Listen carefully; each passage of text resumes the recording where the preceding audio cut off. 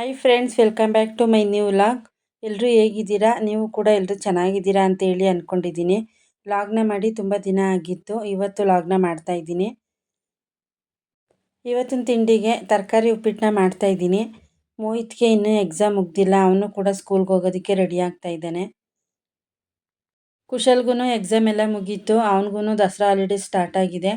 ರಜಾ ಕೊಡ್ತಿದ್ದಾಗೇ ಅವನು ಕೂಡ ಅಪ್ಪನಿಗೆ ಫೋನ್ ಮಾಡಿ ಬನ್ನಿ ತಾತ ನನ್ನನ್ನು ಕರ್ಕೊಂಡೋಗಿ ಅಂತ ಹೇಳ್ತಿದ್ದ. ಅಪ್ಪನೂ ಕೂಡ ನೆನ್ನೆ ಬಂದಿದ್ದರು. ಕುಶಲ್ನ ಕರ್ಕೊಂಡು ಹೋದರು. ಕುಶಲ್ಗೆ ಅಮ್ಮನ ಮನೆಗೆ ಹೋಗೋದು ಅಂದರೆ ತುಂಬಾ ಇಷ್ಟ. ಅವನಿಗಂತ ಅಮ್ಮನ ಜೊತೆ ಆಟ ಆಡಿಕೊಂಡು, ಜೊತೆಗೆ ತನು ಇರೋದ್ರಿಂದ ಅವಳ ಜೊತೆನೂ ಆಟ ಆಡಿಕೊಂಡು ಟೈಮ್ ಸ್ಪೆಂಡ್ ಮಾಡ್ತಾನೆ. ಮೋಹಿತ್ ಕೂಡ ಸ್ಕೂಲ್ಗೆ ರೆಡಿಯಾಗಿ ಹೋದ. ಅವನು ಹೋದ್ಮೇಲೆ ನಾನು ಕೂಡ ಮನೇಲಿ ಉಳಿದಿರೋ ಕೆಲಸಗಳೆಲ್ಲ ಮಾಡಿ ಮುಗಿಸಿ ದೇವ್ರ ಪೂಜೆ ಮಾಡೋದಕ್ಕೆ ಎಲ್ಲ ರೆಡಿ ಮಾಡ್ಕೋತಾ ಇದ್ದೀನಿ. ಪೂಜೆಗೆ ಹೂವು ಕೂಡ ಸ್ವಲ್ಪ ಇತ್ತು. ಇರೋ ಹೂವೇ ಖಾಲಿ ಆಗಲಿ ಅಂತ ಹೇಳಿ ಹೊಸ್ದಾಗೇನು ತರಿಸೋದಕ್ಕೆ ಹೋಗಲಿಲ್ಲ. ಇರೋ ಹೂವನ್ನೇ ದೇವ್ರ ಫೋಟೋಗೆ ಹಾಕಿ ಪೂಜೆ ಕೂಡ ಮಾಡಿ ಮುಗಿಸ್ಕೊಂಡೆ. ತಿಂಡಿ ಎಲ್ಲ ಆದಮೇಲೆ ನಾನು ಕೂಡ ಸ್ವಲ್ಪ ಹೊತ್ತು ಕೂತಿದ್ದು. ಆಮೇಲೆ ಅಡುಗೆ ಕೆಲಸನ ಮಾಡ್ತಾಯಿದ್ದೀನಿ. ಮಧ್ಯಾಹ್ನದ ಊಟಕ್ಕೆ ಉಪ್ಸಾಂಬಾರನ್ನ ಮಾಡಿ ಮುದ್ದೆನ ಮಾಡ್ತಾಯಿದ್ದೀನಿ. ಉಪ್ಸಾಂಬಾರನ್ನ ಮಾಡೋದಕ್ಕೆ ಒಣ ಅವರೆಕಾಳು ಮತ್ತು ಒಣ ತಡ್ನಿಕಾಳು ಎರಡನ್ನೂ ಕೂಡ ಮಿಕ್ಸಾಗಿ ಹಾಕಿ ಸಾಂಬಾರನ್ನ ಮಾಡ್ತಾಯಿದ್ದೀನಿ. ಕಾಳೆಲ್ಲನೂ ಚೆನ್ನಾಗಿ ಸೋಸ್ಕೊಂಡು ಇವಾಗ ಕುಕ್ಕರಲ್ಲಿ ಕೂಗೋದಕ್ಕೆ ಇಡ್ತಾಯಿದ್ದೀನಿ. ಸಾಂಬಾರನ್ನ ಮಾಡೋದಕ್ಕೆ ಸೊಪ್ಪನ್ನ ಬಿಡಿಸ್ಕೊತಾ ಇದ್ದೀನಿ. ಸೊಪ್ಪನ್ನ ನೆನ್ನೆ ಸಂಜೆನೇ ತೆಗೆದಿಟ್ಟಿದ್ದೆ. ಸೊಪ್ಪಂತೂ ತುಂಬಾ ಚೆನ್ನಾಗಿತ್ತು, ಆದರೆ ಒಳಗಡೆ ಸ್ವಲ್ಪ ಕರ್ಗೋದಾಗಿತ್ತು. ಸೊಪ್ಪನ್ನೆಲ್ಲನೂ ನೀಟಾಗಿ ಬಿಡಿಸಿ ಒಂದು ಕಡೆ ಎತ್ತಿಟ್ಕೊತಾ ಇದ್ದೀನಿ.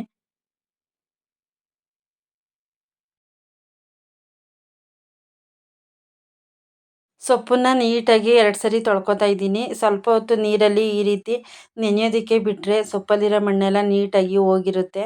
ತೊಳ್ಕೊಳ್ಳೋದಕ್ಕೂ ಕೂಡ ತುಂಬಾ ಈಸಿ ಆಗುತ್ತೆ.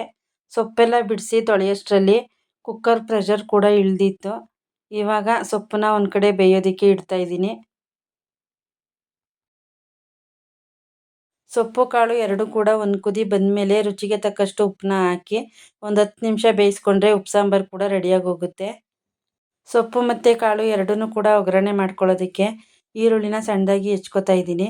ಜೊತೆಗೆ ಸ್ವಲ್ಪ ಬೆಳ್ಳುಳ್ಳಿ, ಕರಿಬೇವಿನ ಸೊಪ್ಪು, ಒಣಮೆಣ್ಸಿಕಾಯಿನೂ ಕೂಡ ಬಿಡಿಸಿ ಇಟ್ಕೊಂಡಿದ್ದೀನಿ. ಅಡುಗೆ ಮಾಡುವಾಗ ಅಡುಗೆಗೆ ಬಳಸೋ ಪದಾರ್ಥಗಳನ್ನ ಕೆಳಗಡೆ ಇಟ್ಕೊಂಡು ಅಡುಗೆ ಮಾಡಿರ್ತೀವಿ.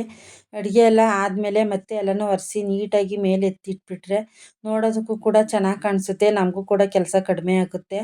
ಆವಾಗಿನ ಕೆಲಸನ ಆವಾಗಲೇ ಮಾಡಿಕೊಂಡ್ರೆ ನಮಗೂ ಕೂಡ ಕೆಲಸ ಮಾಡೋದಕ್ಕೆ ಈಸಿ ಆಗುತ್ತೆ. ಇವಾಗ ಸೊಪ್ಪು ಮತ್ತು ಕಾಳು ಎರಡನ್ನೂ ಒಗ್ಗರಣೆ ಮಾಡ್ಕೊಳ್ಳೋದಕ್ಕೆ ಒಂದು ಫ್ರೈ ಪ್ಯಾನ್ಗೆ ಸ್ವಲ್ಪ ಎಣ್ಣೆನ ಹಾಕಿ ಸಾಸಿವೆ, ಜೀರಿಗೆ, ಸಣ್ಣದಾಗಿ ಹೆಚ್ಚಿಟ್ಕೊಂಡಿರೋ ಈರುಳ್ಳಿ, ಬೆಳ್ಳುಳ್ಳಿ, ಕರಿಬೇವಿನ ಸೊಪ್ಪು, ಒಣಮೆಣ್ಸಿಕಾಯಿನ ಚೆನ್ನಾಗಿ ಫ್ರೈ ಮಾಡ್ಕೊತಾ ಇದ್ದೀನಿ.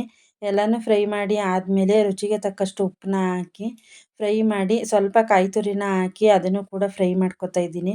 ಯಾವುದೇ ಪಲ್ಯ ಮಾಡಿದ್ರೂ ಕೂಡ ಸ್ವಲ್ಪ ಕಾಯಿ ತುರಿನ ಹಾಕಿದ್ರೆ ಟೇಸ್ಟು ತುಂಬಾ ಚೆನ್ನಾಗಿ ಬರುತ್ತೆ.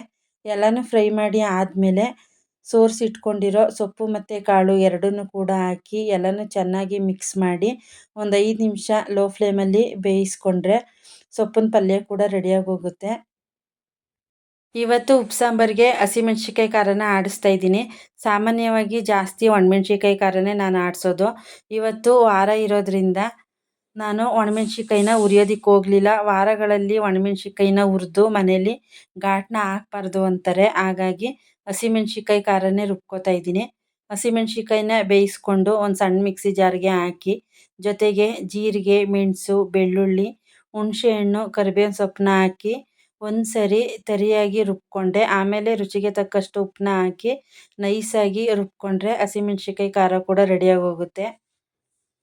ನನ್ನ ಚಾನಲ್ನ ಸಬ್ಸ್ಕ್ರೈಬ್ ಮಾಡ್ಕೊಳ್ದೆ ವೀಡಿಯೋಗಳನ್ನ ಹಾಗೆ ನೋಡ್ತಿರೋರು ಸೈಡಲ್ಲಿ ಬರೋ ಬೆಲ್ ಬಟನ್ನ ಪ್ರೆಸ್ ಮಾಡಿ ಚಾನಲ್ನ ಸಬ್ಸ್ಕ್ರೈಬ್ ಮಾಡ್ಕೊಳ್ಳಿ. ನಾನು ಮಾಡೋ ವಿಡಿಯೋ ನಿಮಗೆ ಸ್ವಲ್ಪನಾದರೂ ಇಷ್ಟ ಆದರೆ ಲೈಕ್ ಮಾಡಿ, ಕಾಮೆಂಟ್ ಮಾಡಿ, ನಿಮ್ಮ ಫ್ರೆಂಡ್ಸ್ ಎಲ್ರಿಗೂ ಶೇರ್ ಮಾಡಿ. ಯಾಕಪ್ಪ ಲೇಟು? ಸ್ಕೂಲ್ ಬಿಟ್ಟ ತಕ್ಷಣ ಬರ್ಬೇಕು ತಾನೆ? ಬಿಸಿಲಲ್ಲೆಲ್ಲ ಹೋಯ್ತಾರಾ? ಎಕ್ಸಾಮ್ ಎಲ್ಲ ಹೇಗೆ ಬರದೆ?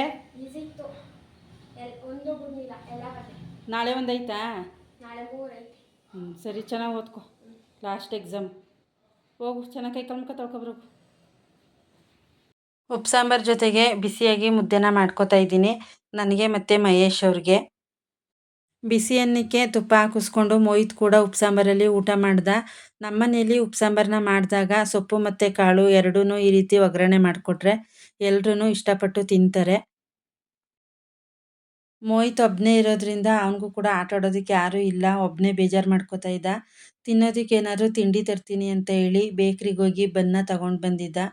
ಬನ್ನಂತೂ ತುಂಬಾ ಸಾಫ್ಟ್ ಆಗಿತ್ತು. ಕಟ್ ಮಾಡೋದಕ್ಕೂ ಕೂಡ ಬರ್ತಿರ್ಲಿಲ್ಲ.